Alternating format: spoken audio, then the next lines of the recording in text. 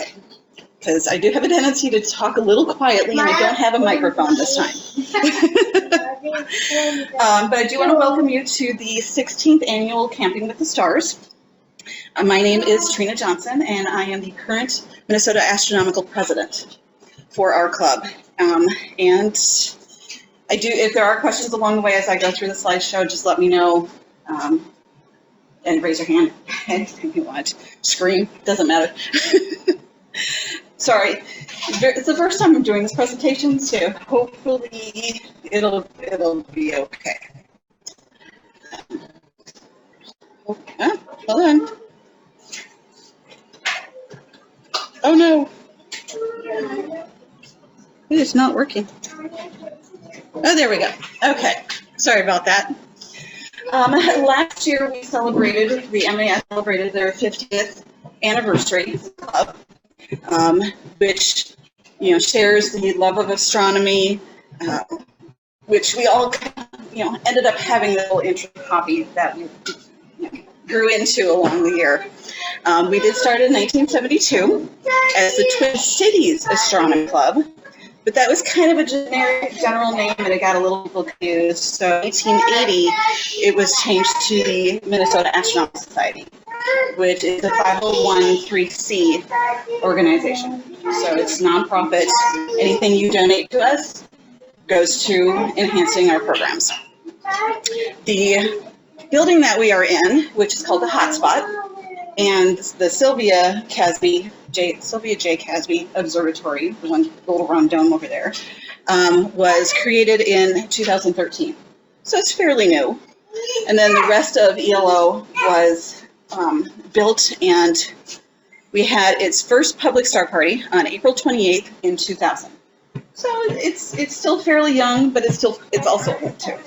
But it's served us well over the years to provide everybody with a place to come for all of its public star parties, camping events, all the fun things that happen that are around astronomy. And plus, it's in a nice park, so you have the ability to camp and then come here, and you don't have to go anywhere else. This is kind of like my astronomy timeline, because a lot of people don't know who I am, as new as being president as of January. But my history is that I started out learning about Greek and Roman mythology in high school. And that was my first interest into it. I spent many nights at my grandparents' farm looking at the stars going, what is that? Where can I find it? Don't know. But as life happened, I didn't actually get into astronomy by fairly recently by attending a general meeting, which we do once a month on the first Thursday of the month. And then, because of that general meeting, there was a public star party 2 days later. And at that public star party, similar to here, I became a member as of August 2016. So it's about 7 years or so in the making. And then, just because I love the organization and the transition between wanting to know more and learning about telescopes, I ended up being the Lunar Scope coordinator. And I will talk a little bit about that in a couple more slides. But I did that for about 3 years, while also becoming the secretary for the board in January of 2019. So I've kind of been slowly inching my way into more of the club because I just love it. I absolutely love it. And I didn't quite get to president yet, but I became one of the site leaders for one of our sites down in Cherry Grove. Just a little advancement along the way, not being ambitious, but since our last president was leaving, because they're only a 2-year term, they convinced me to run for presidency. And as you know it, everybody voted for me. So I ended up becoming president in January. And I'm also the first female president in the 50 years of our history.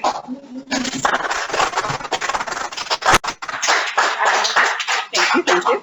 I am hoping that more members follow me because we need more women in leadership. It's a beautiful thing. And plus then you get to tell them all the things that they need to do wrong. So this is the board. It's 6 members, and you might see some of them out here tonight or over the weekend. So there's my lovely little mug. John Zenich is my VP, and Dave Faulkner is in the building across the way. He used to be president several different times. So if you need to know something about the club, you can always corner him and ask him about it too. And then we have the rest of it. We have the treasurer and, of course, 2 board members at large. And they are out there. We assign them to duties, and they help us in supporting the role of the board and the leadership. Oops, a little too fast, sorry. And just to give you a little bit of history, that I do own 2 telescopes. You know, part of it was from the Loaner Scope program, where you get to figure out what you want. But I have a 6-inch Star Seeker. It is a go-to, but I can disengage the clutches on it, move it around, and it keeps. So not all telescopes will do that.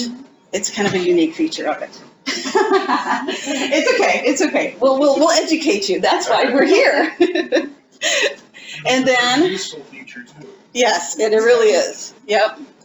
And so that one was very portable, and it was really cute. And so I, looked through it and said, oh, I want to see a little bit more. So I ended up with a 14-inch Dobsonian, which is a little bit taller than me, but it does come apart and fit in my car. I roll it up with wheelbarrow handles, and I take it anywhere. I've taken it down to Texas. I've taken it to North Dakota. I've taken it to southern Minnesota. So it doesn't have any stickers on it, but it's beautiful. I love it. I'm so excited. Sorry. I also do have a car. So I don't get too much into astrophotography because all of these 2 scopes are good for me. But I do use the camera to take Milky Way. And sometimes of the moon. And it's still a new hobby. And then I also have 2 deep sky binoculars. So I have a wide range, but I don't. Sometimes it's better for looking at objects, and some of them are looking at field objects. But every setup is unique. It may work for me, won't work for you. What you find works for you won't work for me. So that's what I love about this hobby, is that it completely is personalized to whatever you want to see, to whatever you want to photograph. You can make it your own. Now, because of our being a female, there are some challenges, which it was posed to me when I was trying to figure out what to talk about to you guys today. Whereas, what does it mean to be a woman in astronomy? Well, it took me a little bit in questioning to figure out what. It's very male-dominated. There's a lot of men versus very few women. So that's why I said, women, come on. You can come and join me. We have groups, and they're not cliques like in high school. Trust me, it's all good. But the other thing is that you can be out in the dark, alone, maybe. Depends on your site that you go to. Your background is great, but you also have times, like I was at one of our dark sites in Long Lake Conservation Center, which is an open conservancy. We're out with the telescope and binoculars, and I hear this rustling noise. Like, what is that? Well, it turns out that I had to turn on my white light on my phone and look over, and it turns out a little beaver was trying to visit us. It was taking a 10-foot birch branch right for me, trying to get to the lake behind us. So it's one of those things. So it's not necessarily scary, but it's kind of weird because you just don't know what's going to happen. But there are ways to minimize it if it's not a critter, because there's places that are cougars and raccoons and porcupines and things like that. You get to have a check-in. So call your family, phone a friend, things like that, to help know that you're okay. And then we have friend groups. So a few of us, there's more women in astronomy, so I call up my friends and say, hey, I want to go out here tonight. Can you come with? And I go, sure, because everybody loves astronomy, and it's a good night. We're going to do it. And then there's also being aware. So like here on the ball field, you guys are here in the daytime. If you're coming out here to a new site and didn't know what the situation was around you, it can be a little disconcerting.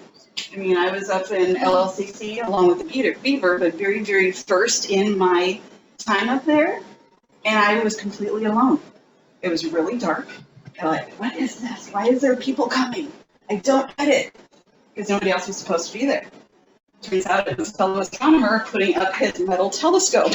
And kind of freaked me out, but it was fine. We said hello, we made introductions. I went on with my night until my telescope got dewed over and I couldn't see anything and I went home. So, but it's a fun hobby, so don't let that stop you. And plus it's kind of relaxing sometimes when it's really quiet and all you have to do is think about what you're doing and what you're seeing and just in awe of the universe. It's the best part of all of it. Now, on to the fun part. And take a drink here for a minute. Why join us? I said it is a little bit scary. Well, not scary, a little nerve-wracking to get used to, as far as being alone. But in general, you are not alone. You have people that love this hobby just as much as you do, or may end up being there. And right now, we do have 695 members. Sorry, 93 members. It's probably growing. But one of the nice reasons or things for joining our club is the Loaner Scope program. So I was in charge of the Loaner Scope program for 3 years. And this is a unique feature of our club where you get to borrow a telescope for the cost of your membership. You get to have any number of 15 plus telescopes to check out and take home with you for a month. Sometimes a little bit longer, depends on the bead that kind of cycles through. So that's how I started. I had a little on, very easy to put together, took it out going, oh, this is really kind of cute. What would it look like in a 10-inch dog? Like, okay, this is kind of cool. We're going to go over here. So it's one of our wonderful benefits for becoming a member. And of course, adults, kids, all of them should, I think the vast majority of our scopes can be used by anybody. So, and plus it's a way to try it out before you buy it. So if you really started getting into it, we have it for you. But ask questions. Let's just find out. We also have 5 different sites that you can go to. You see ELO, that's right here. And, well, it's Eagle Lake Observatory, but we shorten it to ELO because that's a lot of words to say all the time. But like I said, it consists of everything that's here with, I think it's 5 or 6 different telescopes that you're going to be able to look through tonight or this weekend. There is Long Lake Conservation Center, where we have star parties, and also you can go up there on certain weekends and stay in the lodge house in a cabin. So you don't have a tent, you don't have to worry about the bears or the raccoons or the porcupines. So you just have to go up there and take a look. And at this particular site, if you see right here and over here, we have 2 telescopes, a 25-inch mirror and a 30-inch Dobsonian that has a 30-inch mirror. And you can use them. Get a little bit of training on how to use them. You sign up and say, hey, I want to be up there that weekend. You can do it. And yes? Like what cities are all of these? Right. Well, of course, Eagle Lake is here. LLC, which is Long Lake Conservation Center, that is just northwest of McGregor, Minnesota. Yep, so it's about an hour and a half to 2 hours north of the Twin Cities. Good question, thank you for that. I do have that on my notes, but I forgot to say it. Just get so excited to go through this. And then we have something a little closer, which is Joseph J. Casby Observatory, and that is in Afton, Minnesota.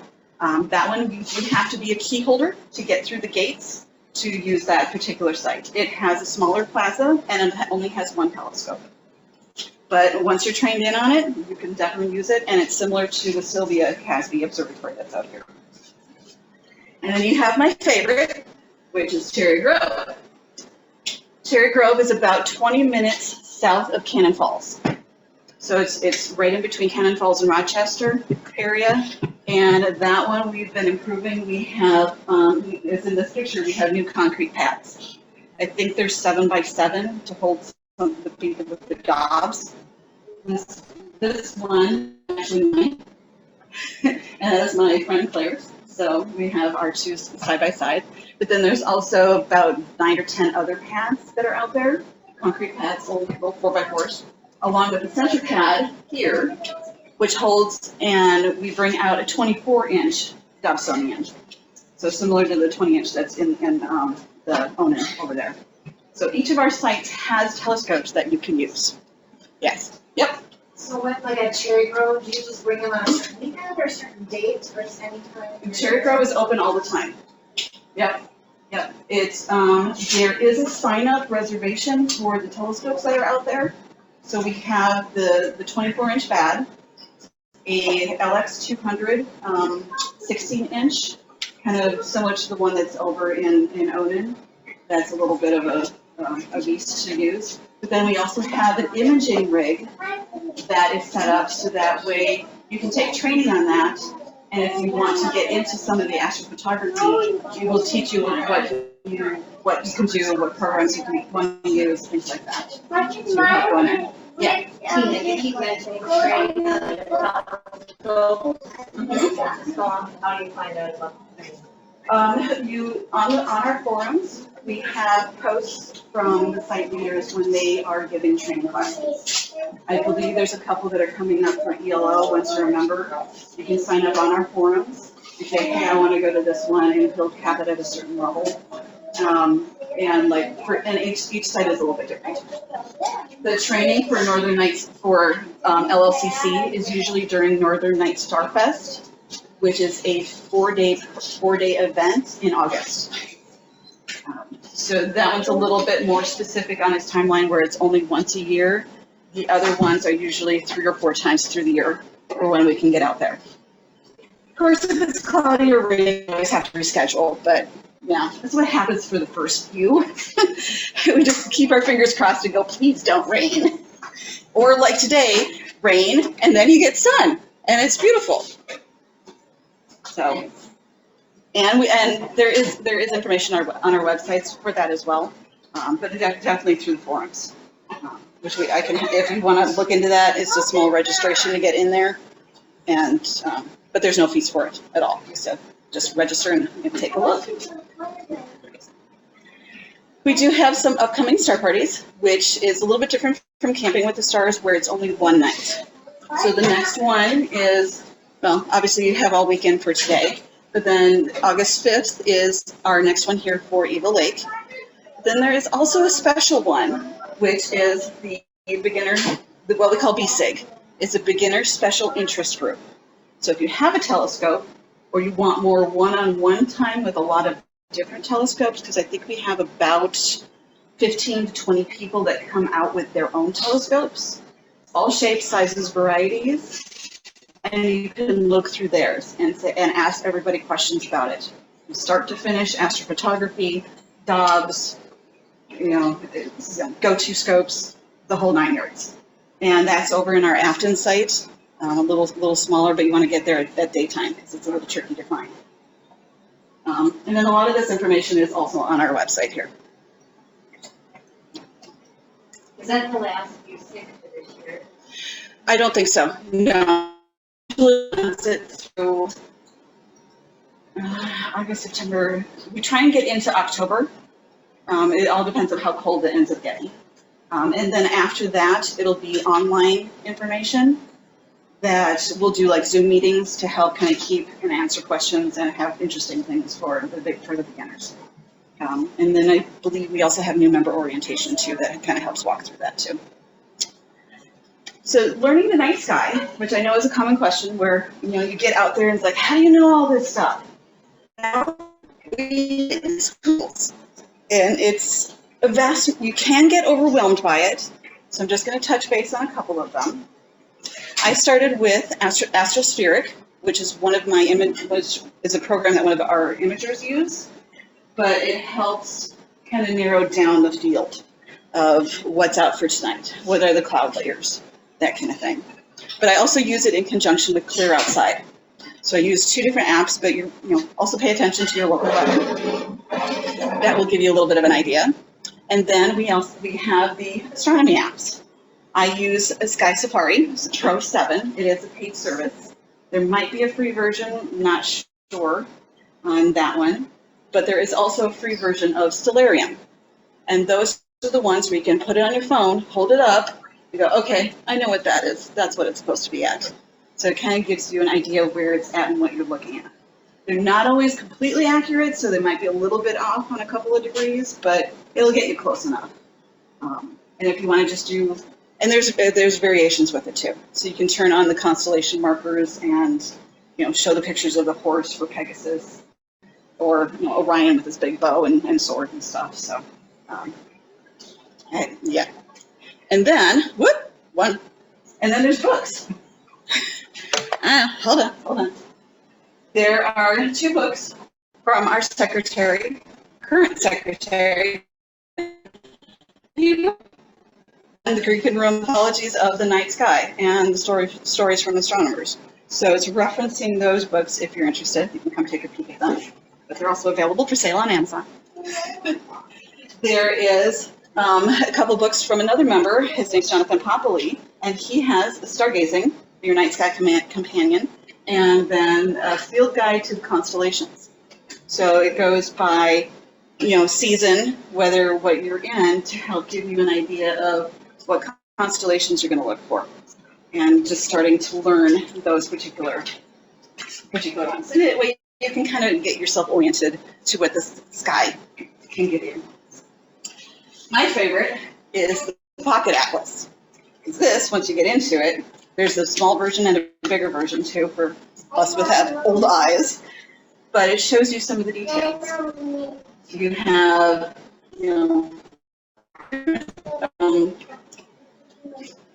what is it called? Objects that are shown differently. Like that's Andromeda. It's a big red oval, and she is big. But that's the Andromeda Galaxy. One of my favorites. It's on my peg. Let's see what else. So I have those, and I don't know if anybody's been out and about, but I saw this atlas of the night sky from National Geographic just recently. So this is a recent one that's on the bookshelves. So that gives you an idea too. So I use all of those. You can gather a lot of books. But there's also magazines. There's Sky and Telescope. There is the Astronomy magazine, which I have here, which, if I can get to centerfold, shows you the night sky as to a particular date and time. I think it's usually about 9 o'clock. You hold it up and say, hey, this is what I should be seeing that particular night. For the month, it's roughly in there. Plus it gives you when the moon is full versus new. It's a little easier to find stuff when it's the new moon, a little bit darker. And then, of course, you have friends. You go up to them and say, hey, what's that star? I don't know what that one is. And then they look at you and say, oh, hey, this is what you're going to do. Here, grab an atlas, print out your pages. But this is fun. And of course, you get to learn a couple of different things. I laminated mine as to which direction everything was going, and you guys can come up and take a look at this a little bit later. But we also have CUs. So I have little cheat sheets that I bring along. I can never remember all of it. And of course, the basic, like I said, come on out and we'll help you with your telescope and or help show you what's in ours. There's probably, I think the last one we had 60 people come through. There have been nights that there's been 100 people. So it's a great event, and it's all free. And there's nothing, you don't even have to be a member, you can just show up. And then we have the Astronomical League, which is it is our parent program. So this is just a little brief synopsis. If I'm going too fast, let me know if we're good. Doesn't look like I've lost anybody yet. But the Astronomical League is our parent organization. As a member, you are automatically enrolled in the Astronomical Leagues as a member for them.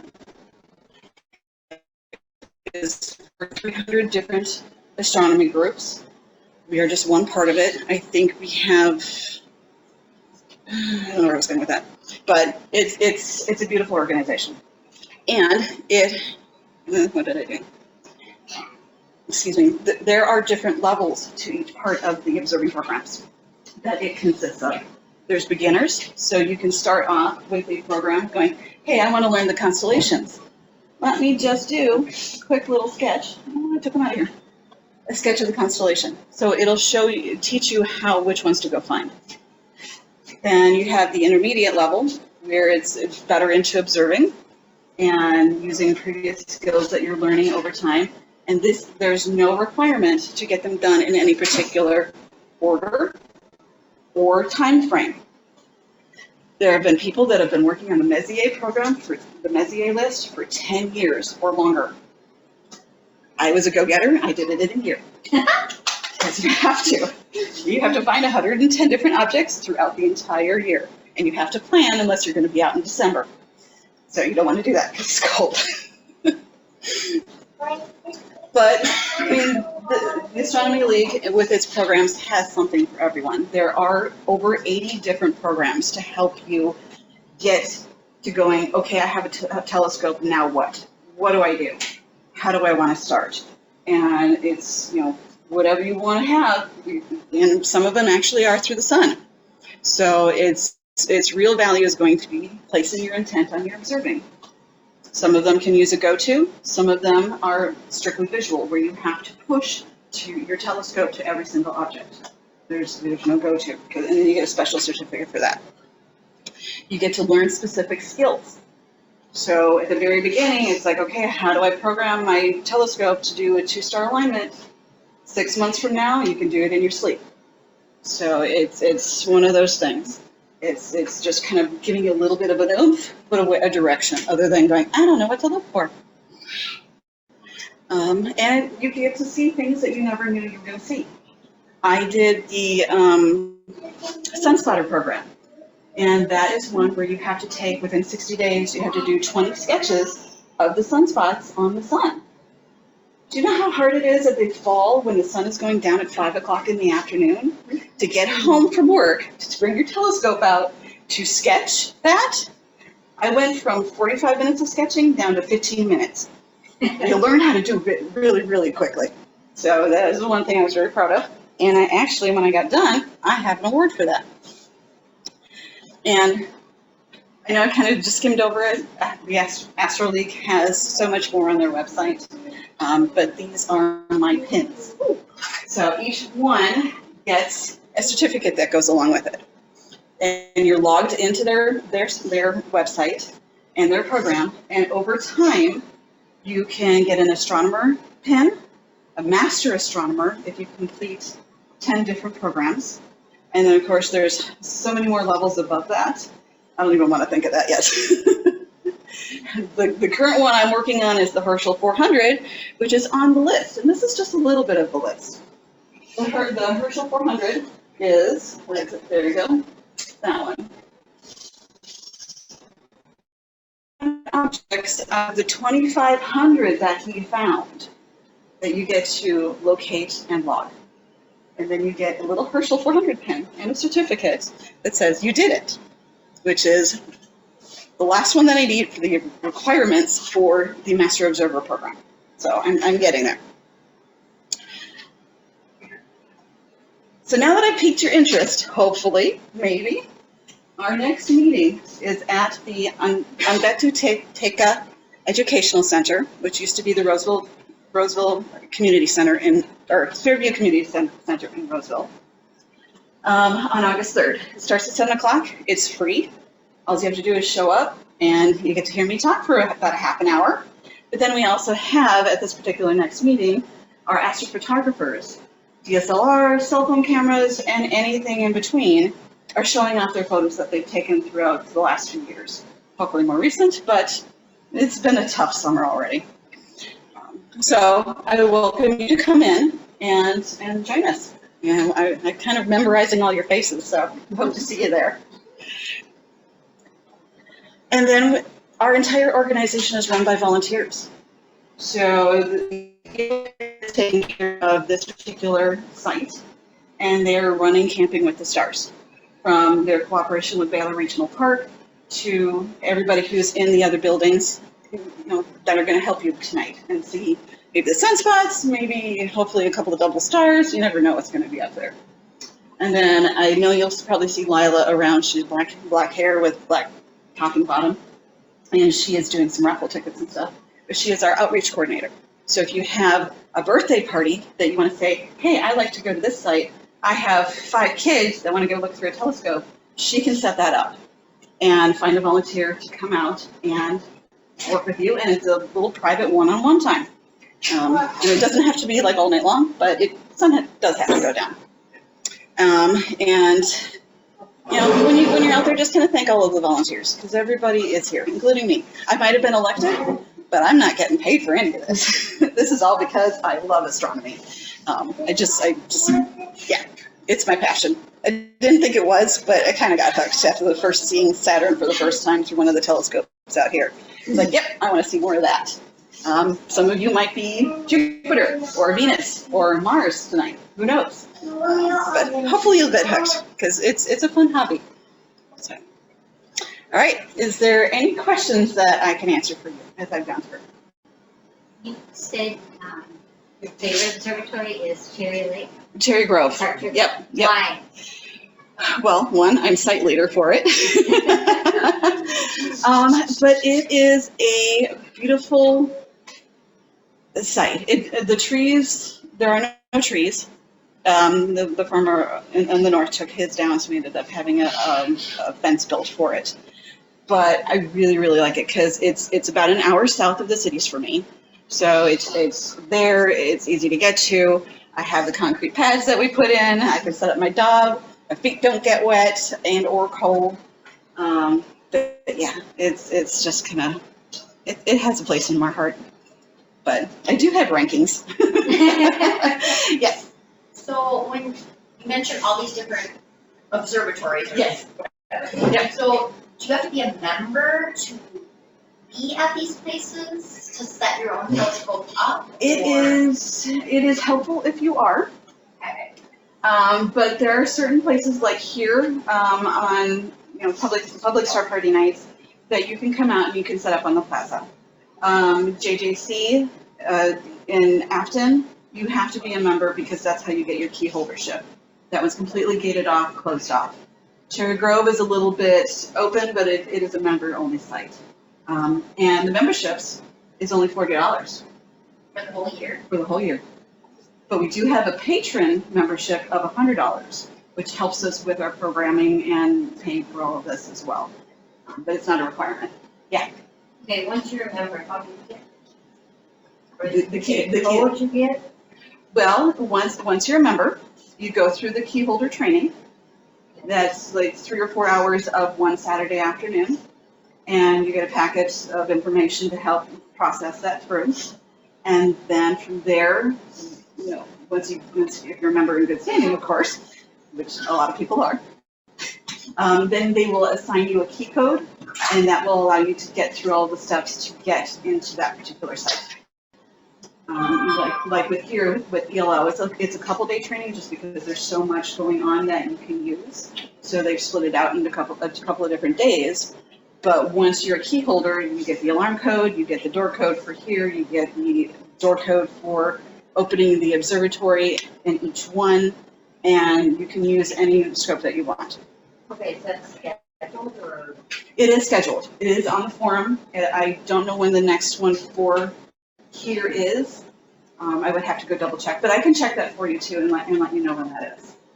So, yep. So it's individual membership, but is there like a family or? There is a family membership. Okay. So if you sign up, your family is already signed up as well. There's the family membership. There's mostly the single individual ones, and then there's the student membership. I think once in a while, I think we might have a senior membership. Don't quote me on that one. It's been a long time since I've looked at that one. But if there is somebody who is young adult that wanted just to do this on their own and the family didn't want to have any of that, we could do the student membership, which I think is $20. So it's a little bit less. Yeah, on the website it talks about subgroups of specific interest, but I was having a hard time navigating that, find out what subgroups exist or how you would start one or anything like that. That's a very good question. I have not delved into that too much. I think it's kind of buried into there. I can touch base with you and find out how to get into there. I think it's more under like the BSIG program where there's some other subcategories. Because I know there's like radio astronomy that can happen as well. You know, have that particular capability. Not sure. From there, I'll have to look at it into that a little bit more for you. Yep. All right. I had a question. You had referenced quite a few times with telescopes calling go-tos. Yes. What does that mean? That means that once you have in each telescope that you purchase, there's a couple of different options of running it. The go-to part of it will be when you turn it on, you'll have a menu with a keypad, and you'll do a 2-star alignment, and then that will just automatically track for you once it finds things. So if you did your 2-star alignment and you wanted to go find Mars, you can put on your keypad, go find Mars, and then it would automatically slew to that particular location. And you wouldn't have to start pushing it around. The Dobsonians, you can push it around, and there are attachments that you can add to it to engage automatic tracking, kind of a a system that will also do the go-to part of it, that kind of thing. So there's lots of add-ons, Sure. just like anything. But I can kind of run through that a little bit if you wanted me to point at any one of the telescopes out there and say this is what it will do. I'm more than happy to go out there and do that. So. All right. All right. Well, there we have it. Thank you for coming to my very first presentation for the club. I appreciate that. And just stop by if you have any questions for me. I can certainly try and help out and do some delving into other things. Otherwise, find a couple people, go for the raffle, which is the door prize, or the raffle prize is a 10-inch solid tube Dobsonian. That's supposed to miss. But there's also a lot of other prizes. There's books, there's cups, there's hats, there's shirts, there's binoculars. So that's our raffle. I think it's $5. And Lila's the person that you want to see who just walked in. But then there is also your red tickets, which allow you to also be registered for the door prize, which is similar objects, but you do need to be present for that. And that drawing is tomorrow night at 8 o'clock. All right. Well, thank you very much. Have a good night. Yes.